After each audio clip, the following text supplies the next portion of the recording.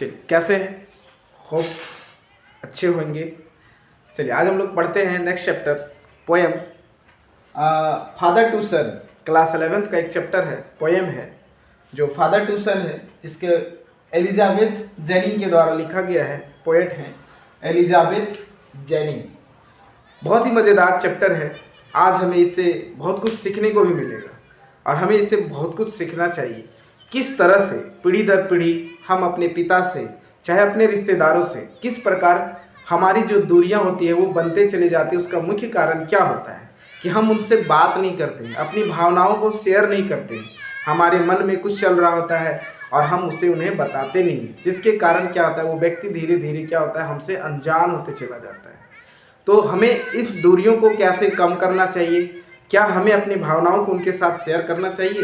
बिल्कुल करना चाहिए, क्योंकि अगर हम अपनी भावनाओं को उनके साथ शेयर नहीं करेंगे तो क्या होगा, हमारे बीच और हमारे पिता के बीच, चाहे हमारे किसी भी रिश्तेदार के बीच, चाहे वो हमारी माँ हो, चाहे हमारा भाई हो, चाहे हमारी बहन हो, कोई भी हो, उनके साथ क्या होता है, दूरियां बढ़ती चली जाती हैं। तो जस्ट लाइक उसी तरह से क्या होता है, एक पिता अपने पुत्र से की जो दूरियां, एक पिता का एक पुत्र के बीच की जो दूरियां हैं, उससे पोएट जो होते हैं वो शेयर करते हैं, वो किस तरह से बढ़ती चली जाती है और उसे कैसे कम कर सकते हैं, इसके बारे में बताते हैं।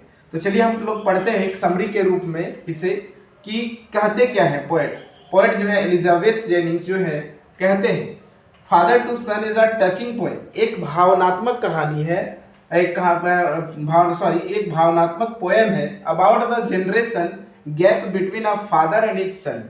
क्योंकि जो पीढ़ी दर पीढ़ी एक पिता और एक पुत्र के बीच का जो जनरेशन गैप होता है वो कैसे बढ़ता चला जाता है, उसके बारे में बताया गया है।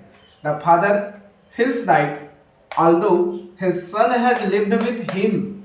पिता यह महसूस करते हैं कि यहाँ तक कि उसका बेटा, उसका पुत्र जो है वो क्या होता है, उनके साथ रहता है for many years, he does not really understand him. लेकिन फिर भी वो उन्हें समझ नहीं पाते। कई सालों से एक साथ रहने के बावजूद भी पिता अपने पुत्र को नहीं समझ पाते हैं, या पुत्र अपने पिता को नहीं समझ पाते। There is a lack of communication and emotional connections between them.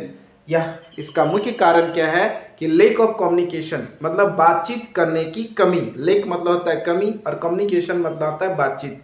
कि हम जब अपने पिता से या पिता अपने पुत्र से बातचीत नहीं करता है, अपनी भावनाओं को शेयर नहीं करता है, जिसके कारण क्या होता है, वो ना अपने पिता को समझ पाता है और ना ही पिता पुत्र को समझ पाता है कि पुत्र क्या चाहता है। ठीक है, चलिए नेक्स्ट पैराग्राफ में देखते हैं। The father says that he does not know what is son's like और डिसलाइक। पिता कहते हैं कि यह उन्हें नहीं पता है कि उसका पुत्र क्या पसंद करता है और क्या नापसंद करता है। They live in the same house, वो एक ही घर में रहते हैं। Yet they seem like a stranger, लेकिन फिर भी वो एक दूसरे से अनजान दिखते हैं। अनजान, स्ट्रेंजर का मतलब होता है अनजान, कि हम जिसे नहीं जानते। He feels sad and helpless, वह बहुत दुखी महसूस करते हैं एंड हेल्पलेस महसूस करते हैं। Because he wants to rebuild their relationship but does not know how. क्यों? क्योंकि वो चाहते हैं कि फिर से जिस तरह से बचपन में पिता अपने पुत्र के बीच का जो रिलेशन होता है वैसा रिलेशन फिर से वो बनाना चाहते हैं। इसलिए वो बहुत ज़्यादा दुखी होते हैं कि इसे कैसे फिर से बनाए और कैसे होगा, यह सोचकर वो बहुत ज़्यादा दुखी हो जाते हैं। नेक्स्ट पैराग्राफ में है the poem shows the father's pain and desire to start their relationship again from the beginning.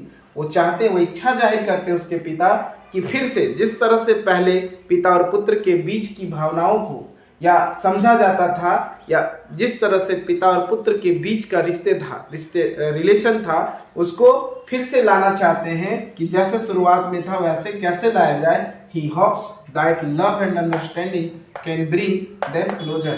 वो ऐसा उम्मीद करते हैं, ऐसा चाहते हैं कि उनकी आशा है, या फिर वो अगर एक दूसरे को समझ लेते हैं, अगर एक दूसरे को समझ पाते हैं, एक दूसरे के साथ अपनी भावनाओं को शेयर करते हैं, तभी वो हो सकता है जैसा शुरुआत में उनका रिश्ते था वैसा फिर से हो सकता है, ऐसा वो उम्मीद करते हैं। The tone of the poem is emotional and reflective. Poem जो है, पोएम का जो टोन है वो कैसा है, इमोशनल है, भावनात्मक है और रिफ्लेक्टिव है। मैसेज क्या कहता है, इस पोएम से हमें क्या मैसेज मिलता है? The poem gives the message that lack of communication creates distance in relation. यदि हम एक दूसरे को या एक दूसरे का साथ अपनी भावनाओं को शेयर नहीं करेंगे तो क्या होगा, हमारी पीढ़ी दर पीढ़ी जो गैपिंग होता है, रिलेशन रिश्तेदारों के बीच का जो गैपिंग होता है वो क्या होता है, बढ़ता चला जाता है, दूरियां बनती चली जाती है और हम एक दूसरे को कभी समझ नहीं पाते हैं। कुल मिला के निष्कर्ष कंक्लूजन यह है कि हमें अपने रिश्तेदारों से हमेशा टच में रहने के लिए उनसे बात करते रहना चाहिए। हमें अपने पिता से दूरियां ना बने इसके लिए पिता को हमें अपनी बातों को बताते रहना चाहिए, ठीक है। तभी हमारे पिता और बेटे, एक पिता और पुत्र के बीच की जो दूरियां होती है वो कम हो सकती है। चाहे वो पिता हो, चाहे वो माता हो, चाहे वो भाई हो, चाहे वो बहन हो, एक दूसरे के साथ अगर हम बातचीत करते रहते हैं तो क्या होता है, हमारी दूरियां जो होती है एक दूसरे के बीच वो क्या होती है, कम हो जाती है और अनजान नहीं समझते हैं।